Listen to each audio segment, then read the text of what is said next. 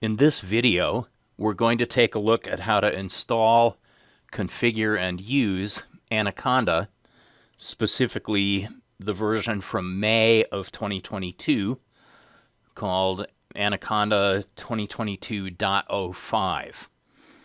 I'm using a Chrome browser, as you can see.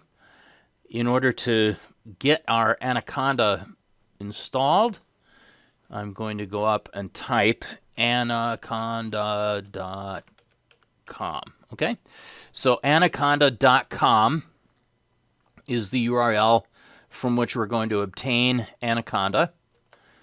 And what we get is data science technology for a competitive edge for a better world. Sounds like 1984. a little overselling, I think, there. And we have this download button that we can click. Now, by default, we're going to download for Windows. I happen to be using Windows 10. You can also download for a Mac and also for Linux, if you wish. So you can click on the Apple symbol if you're using a Mac. You can click on the penguin symbol if you're using a Linux box. But I'm using Windows, which probably the majority of you are. When I click download, since I'm using Chrome, you're going to see in the lower left corner of the screen this download information, or this download status information for Anaconda. And it takes several seconds, but eventually it gets loaded, okay? And in the case of Chrome, when the little circle there, the status circle, stops blinking, you know that the download has been successful. In the center of the screen here, we get told, thank you for downloading, sign up for Anaconda Nucleus, launch notebook. We're going to ignore all that stuff. And I'm just going to go to this up arrow in the bottom of Chrome, which will enable me to show my file in a folder.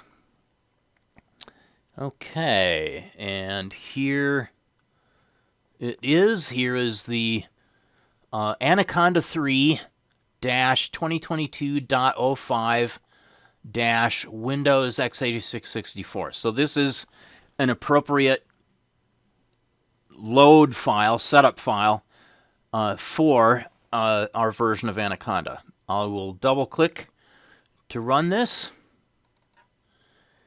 and after a moment or two or three, come on now, okay, we get told, welcome to Anaconda 3-2022.05. Setup will guide you through. Okay, so to continue, we are going to click the Next button. And here we have the license agreement.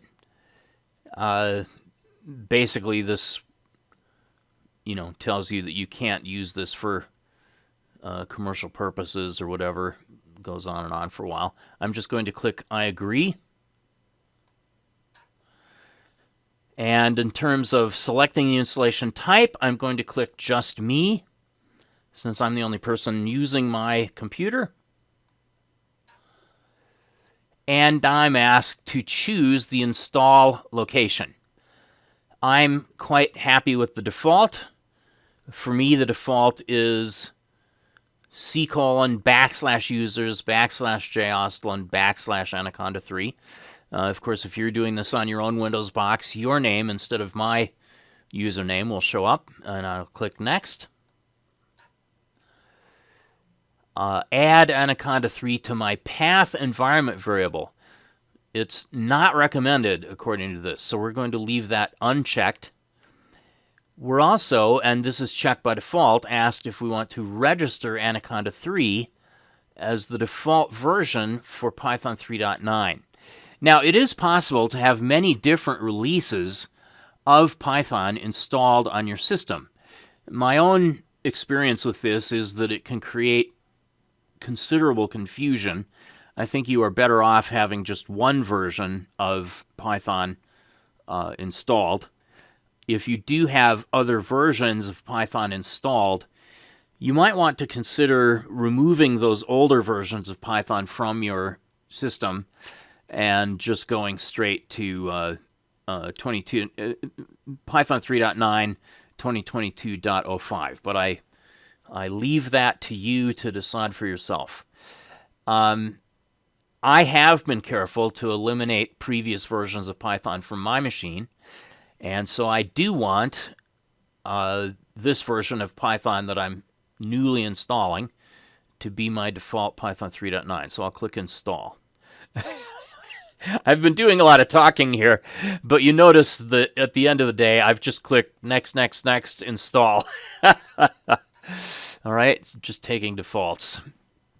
And so this grinds away. It may take a little while, so I'm going to shut up and wait for it to complete.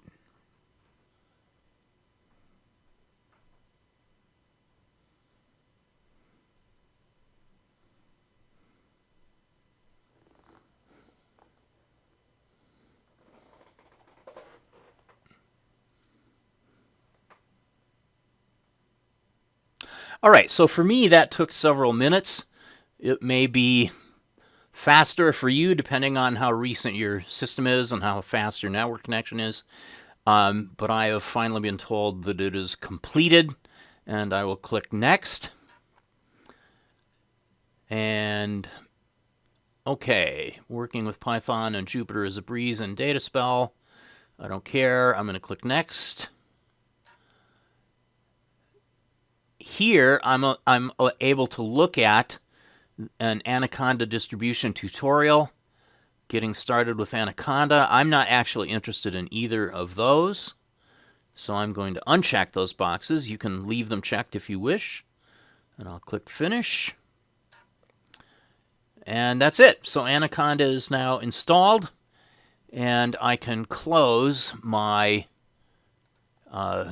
browser.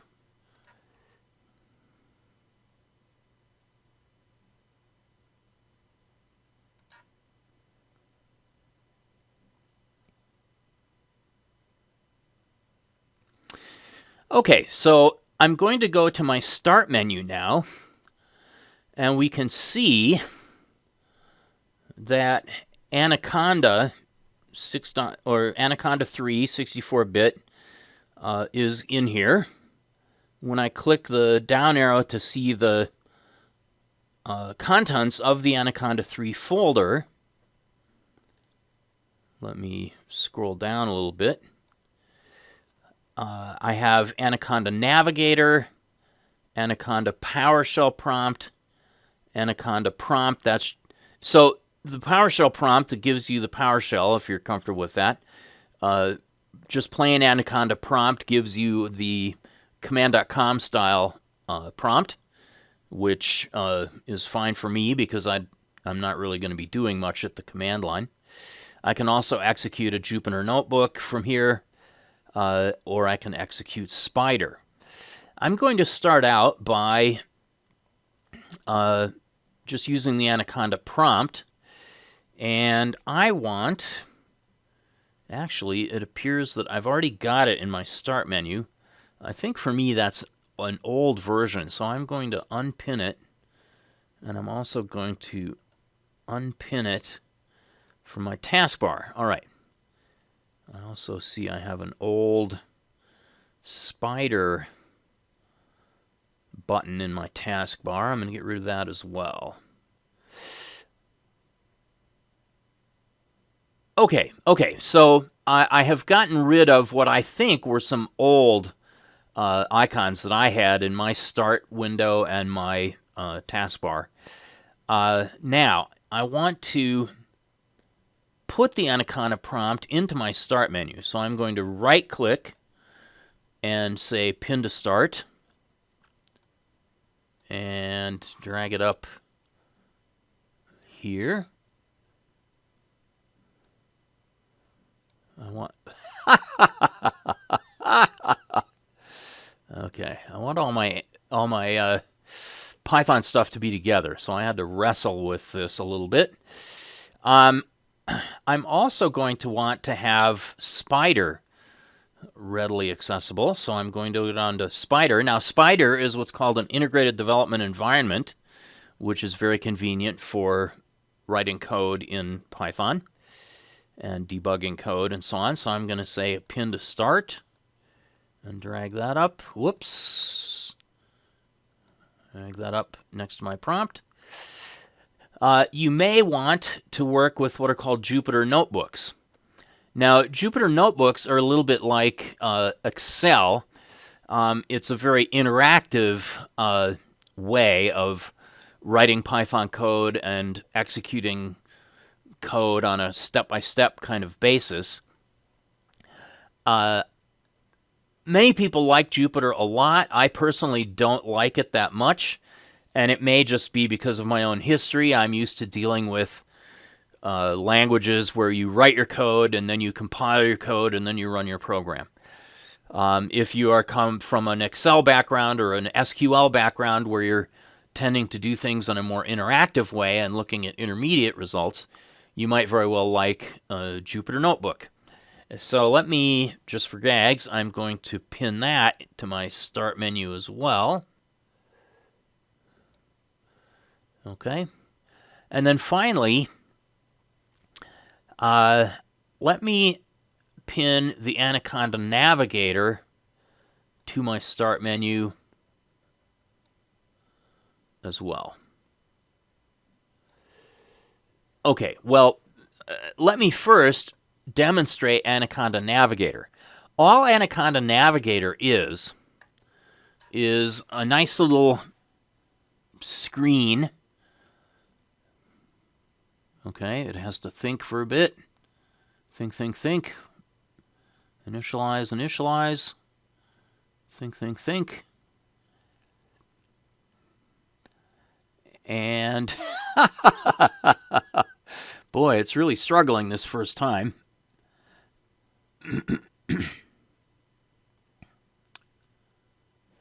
Okay, and it appears to have started, but it's not showing up here. So I'm gonna. Oh no, it's there's a new version of Anaconda Navigator. Do you wish to update? I'm gonna say yes. This may take a little while, and if so, I'll just clip out this part of the video.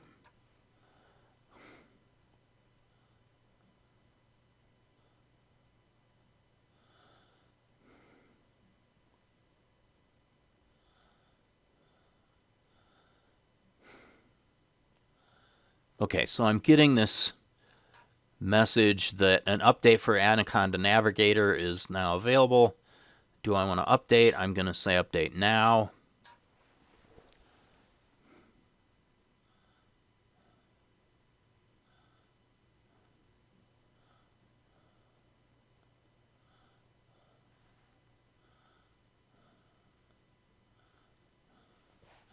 Okay, launch Navigator.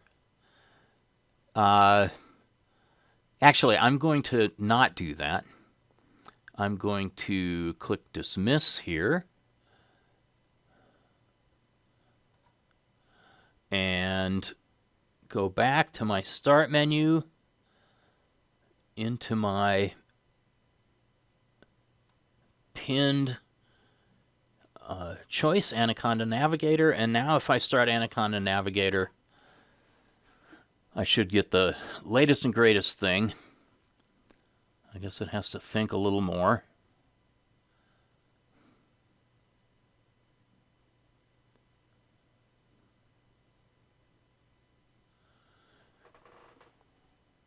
Okay, it's struggling, but it'll get there eventually.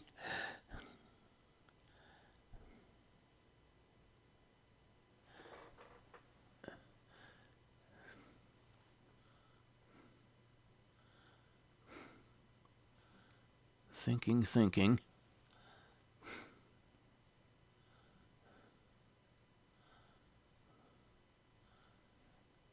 Okay, so I'm going to click on, yes. I'm going to click on the icon in my taskbar. All right, here, after all that struggle, is Anaconda Navigator. And there isn't really much to Anaconda Navigator. Anaconda Navigator is sort of like a start menu that just gives you isolated icons for the components of for the stuff that's available with Anaconda. So here is my ordinary command prompt. Here is my Jupyter notebook. Here is my Spyder interface. And it turns out there are various other things in here that I can execute as well.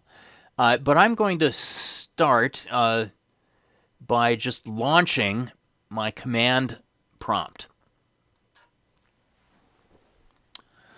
And there we go. Okay, so here is my command prompt. It starts you out on a Windows box anyway, in users and then your name. And from here, you can run, you can say Python 3, and that will run a shell for, whoops, we don't want Python 3.10. I'm going to close that. Okay, on a Mac, I believe you'll have to say Python 3 to get Python 3, because on a Mac, unfortunately, the Python version 2 also is available. And if you just type plain old Python, you'll get Python 2, which you definitely don't want. But on Windows, I guess I just say Python. There we go. And I have now a shell that is an interpreter for the Python language. And these three greater than symbols here are the prompt for this Python shell. And as you can see, this is Python version 3.9.12. All right, so in here, and we'll go into this in a lot more detail in the first lecture, I can say things like variable a gets the value 123. Okay, so I've defined a variable a here, referring to an integer value 123. And I can display the value that a refers to by just typing a, and I get told, okay, that refers to 123. I can get out of the shell by saying quit, and parentheses, and now I'm back at my command.com style prompt.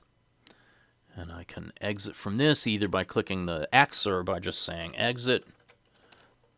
There we go. Okay, now,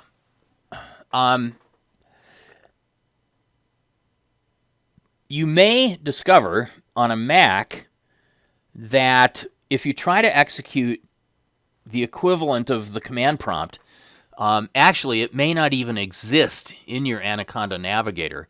What you're going to have to do in your Mac instead is to launch an ordinary terminal from the Mac. Okay, so go to your applications on the Mac, find a terminal and launch a terminal, and then execute Python 3, and that will give you a shell with Python version 3 as opposed to Python version 2. I can also execute Spyder, I can execute Notebook, and so on. I tend not to use Anaconda Navigator myself that much. On a Windows machine, it doesn't really help you particularly because you can access everything from the Start menu. But on a Mac, the Anaconda Navigator is a convenient way of launching these various other applications. All right, so I'm going to close Anaconda Navigator. Quit Anaconda Navigator, yes. And now I'll come back to my Start menu. All right, so what we did from within Anaconda Navigator, what we did in Anaconda Navigator was equivalent to clicking on the Anaconda prompt application icon. And so here we are. And if I say Python, Python is running.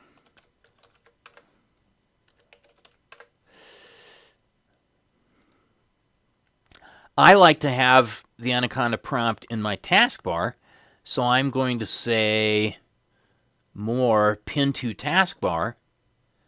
All right, and so there is my Python prompt, my Anaconda prompt in the taskbar.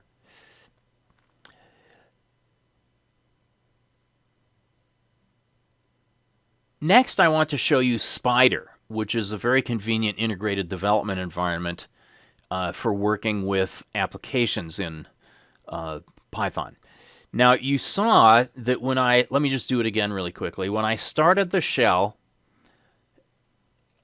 and when I started the Anaconda shell, and then from within here, when I ran the Python shell, I get this very plain text-oriented interface. Spyder, on the other hand, and let me pin Spyder to my taskbar as well. Spyder is a full-screen integrated development environment for working with Python code. The current version is version 5, and it takes a little thinking to come up. Okay, on my system it comes up on a different screen. That's not very convenient. I'm trying to move it. I'm trying to move it to my main screen. And there we go. Okay. And I'm asked, get better code completions in Spyder, install Kite. I'm not familiar with Kite. I'm just going to dismiss this. You can try Kite if you want to. And so now in Spyder, you'll see the screen is divided into 3 major parts. The lower right-hand part is the equivalent of the console terminal that we were looking at previously. And this in prompt, this is a shell, an interactive shell to which I can type Python code. This shell, this interface, is referred to as IPython. And I can say things like A gets 123. And if I say A, I get told the value that A refers to, etc. To the left of that is a text editor. And the text editor here is showing me an old file that I have called temp.py. Let me get rid of that. And so what you will probably get is what I am getting now, which is an unsaved file whose default name is untitled0.py. I realize this is very difficult to see, but on my screen, following the .py is an asterisk, which indicates that I have not saved this file. All of this stuff here in line 1 that starts with a pound sign or a sharp sign, that is a comment that Python itself ignores, but it appears that Spyder itself is using the comment to indicate which style of source code I'm writing. And UTF-8 is essentially the same thing as the ASCII character set for our purposes. So if you're working on an American English computer, this is equivalent to typing ASCII code. This next stuff here from lines 2 through 6, this is an example of what's called a multi-line string. And in this case, the multi-line string is generated by Spyder itself. And it's simply commenting when this file was created and by whom the file was created. You can leave that in, or you can actually just delete that if you don't care about it. All right, I'm gonna leave it in, and all of the same shortcut keys that you would use with MS Word and so forth will work within this editor. So what I did there was I pressed Control X to delete the stuff and pressed Control Z to get it back again. Now in this program, I can say A gets, let's be daring and say A gets 432. You noticed when my code was incomplete that there's this red X showed up. So let me have another variable B containing. Okay, now see, my code is not complete, and that red X is telling me that I've got a syntax error at this point. So let me say 12.345. That defines B to refer to a floating point value, and it is syntactically correct. All right, now this is my code, and you'll notice that as I'm typing my code, nothing is being displayed. I'm going to say C gets howdy in single quotes. That creates C as a string. The data type of that is a stir. And nothing is being displayed yet. I'm just writing code. Now, if I save this by saying File, Save As, I can give a name that I want. I'm just going to do this right in my Downloads directory. You can create a more reasonable, meaningful directory name for yourself. And I'm going to call this thing prog1.py and hit save. Okay, and now, again, you have to really squint or maybe use a magnifying glass. But you can see that I have called this thing prog1.py now. And to run this code, I can go to the Run menu and click Run. Over in my console window, you'll see that it did run the file called prog1.py. But for some reason, no output was produced. And that is because I didn't request any output.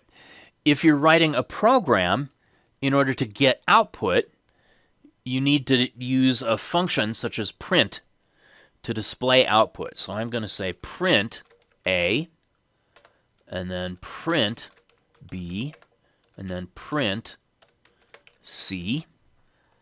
Okay, so the print function call will display the parameter or the argument that you pass in, and the print function call will automatically add a new line character, a carriage turn line feed to the end of each one. Okay, so I've added these three print statements. Notice the asterisk following prog1.py to tell me that I haven't saved the file. I can go up and I can say File, Save. Or as you can see, I can use the Control S shortcut, which you're probably used to from Windows. And now that I have saved the file, I can say Run, Run. And this time, I did get output.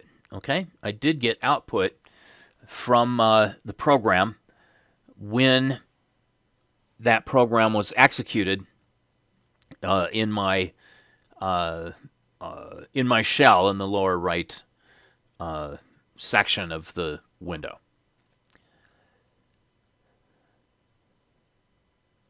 Okay, so that is a tiny introduction to Spyder, and I recommend that you try using Spyder as your development environment so that you can see your code and the output of your code all together on a single screen.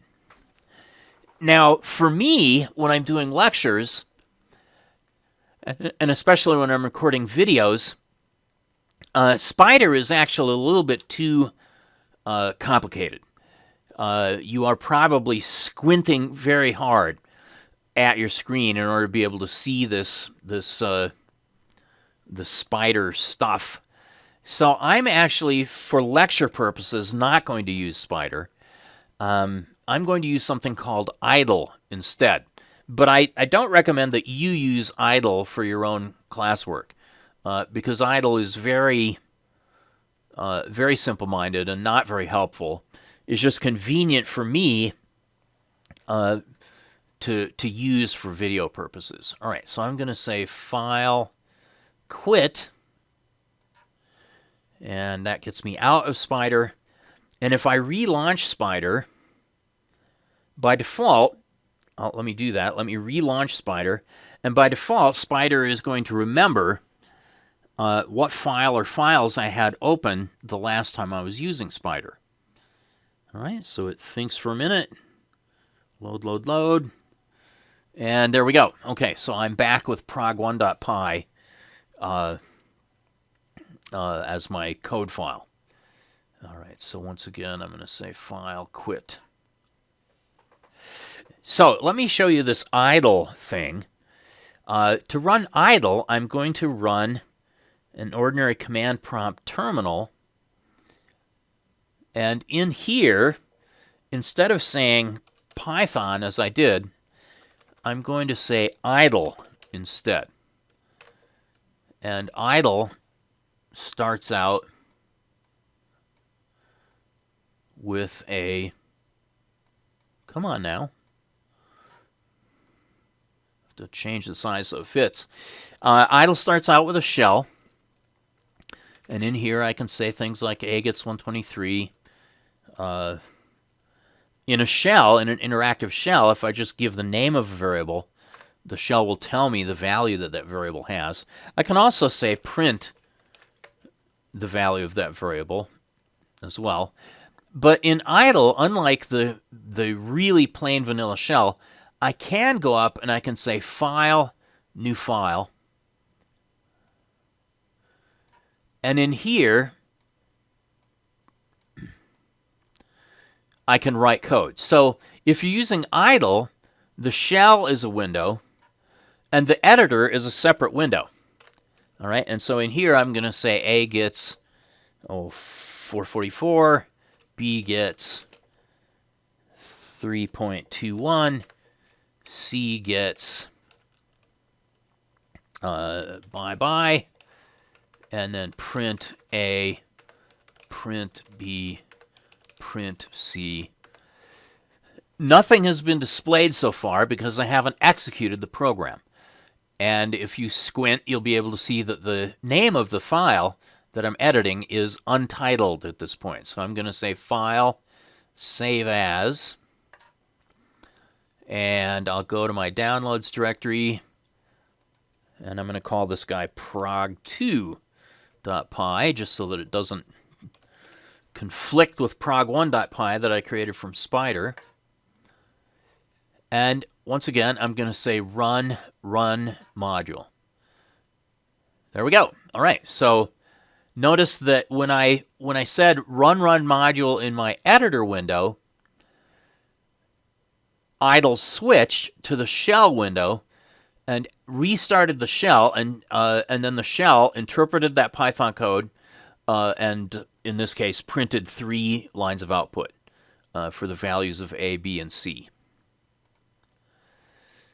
Okay, so this is frankly awkward, but for my video purposes, it's more convenient for me to use for videos because notice that there are not any icons, there are not any buttons, there are not any menus.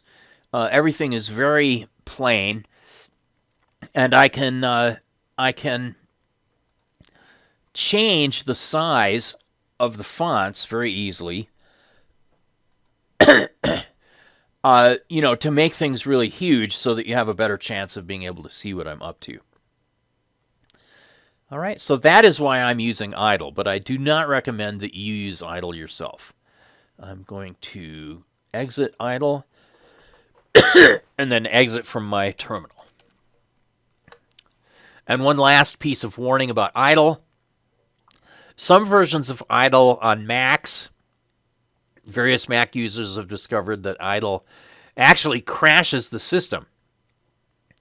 And it shouldn't be possible for an ordinary application to crash your operating system on a Mac, but IDLE, I guess, is special and sometimes does. So be very careful. All right, well, that got to be a bit long-winded, but we took a look at how to download and install Anaconda. We looked at the Anaconda Navigator, which is one way of accessing the various applications that are provided within the Anaconda package. We also took a look at just a plain ordinary Python shell, which which is really too limited to use in real life. And then we took a look at two editors. Spyder is an integrated development environment, really, consisting of both an editor and a shell combined together on a single screen so that you can conveniently write code on the left side and see the output of the code in the lower right side. And then I also showed you this clumsy thing called IDLE, which is a very old and very simple and very inconvenient integrated development environment. All right, so I hope that was useful.